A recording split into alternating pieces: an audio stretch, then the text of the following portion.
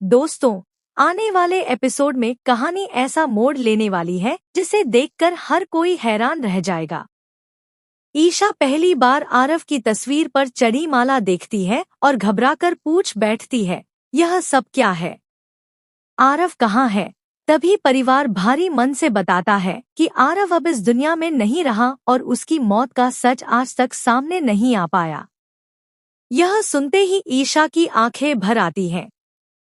वह आरव की तस्वीर के सामने खड़े होकर एक आईपीएस अधिकारी के रूप में वादा करती है कि चाहे कितना भी बड़ा अपराधी क्यों न हो, वह उसे कानून के कटघरे तक जरूर पहुंचाएगी। सूरज फिर आरव की पूरी कहानी बताता है। वह कहता है कि आरव ने भ्रष्ट लोगों के खिलाफ सबूत इकट्ठा किए थे, लेकिन उसी वजह से उसकी जान ले ली गई। जब कानून बेबस नजर आया, तब उसने दुश्मनों के बीच घुसकर सच बाहर लाने के लिए दादा भाई का रूप अपनाया। ईशा उसकी बात सुनकर कहती है कि मकसद चाहे कितना भी सही क्यों न हो, कानून से ऊपर कोई नहीं हो सकता। तभी पुलिस मुख्यालय से आदेश आता है कि दादा भाई की पहचान उजागर हो चुकी है और सूरज को तुरंत हिरासत में लेना होगा। घर का माहौल भावुक हो जाता है।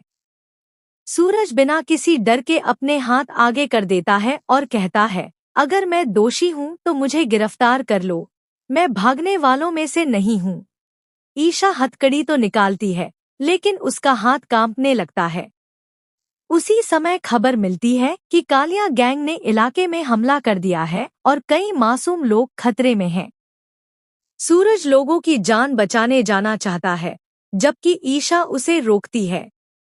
तभी एक घायल बुजुर्ग पहुंचकर बड़ा खुलासा करता है कि आरव की मौत कोई हादसा नहीं, बल्कि सोची समझी हत्या थी, जिसमें कालिया के साथ एक ताकतवर नेता भी शामिल था।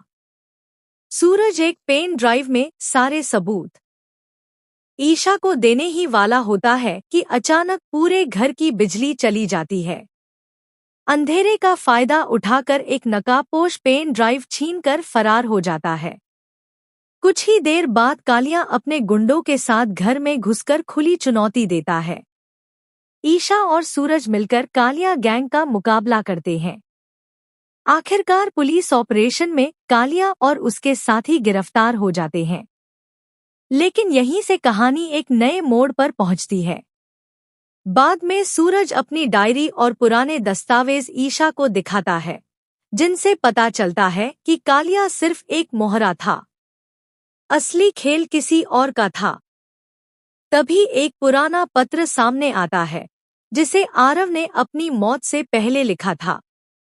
उसमें उसने साफ लिखा था कि अगर उसके साथ कुछ हो जाए तो समझ लेना कि उसकी हत्या की गई है। इसी सुराग के सहारे सूरज और ईशा असली मास्टरमाइंड तक पहुंचते हैं, जहां उद्योगपति विक्रम सिंघानिया अपना जुर्म कबूल कर लेता है। पुलिस उसे गिरफ्तार कर लेती है और आरव को आखिरकार इंसाफ मिल जाता है। लेकिन कहानी यहीं खत्म नहीं होती। जेल में विक्रम पर हमला होता है और मरने से पहले वह सिर्फ एक नाम लेता है, महाकाल। अब पता चलता है कि कालिया और विक्रम दोनों किसी और के इशारों पर काम कर रहे थे। सूरज और ईशा सबूतों के सहारे महाकाल के गुप्त ठिकाने तक पहुंचते हैं, लेकिन वहां महाकाल पूरा बंगला उड़ाकर फरार हो जाता है।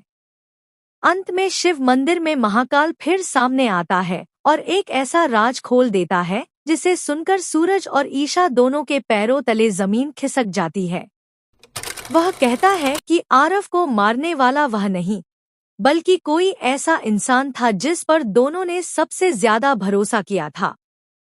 यहीं पर एपिसोड खत्म होता है और अगले भाग के लिए एक जबरदस्त सस्पेंस छोड़ जाता है।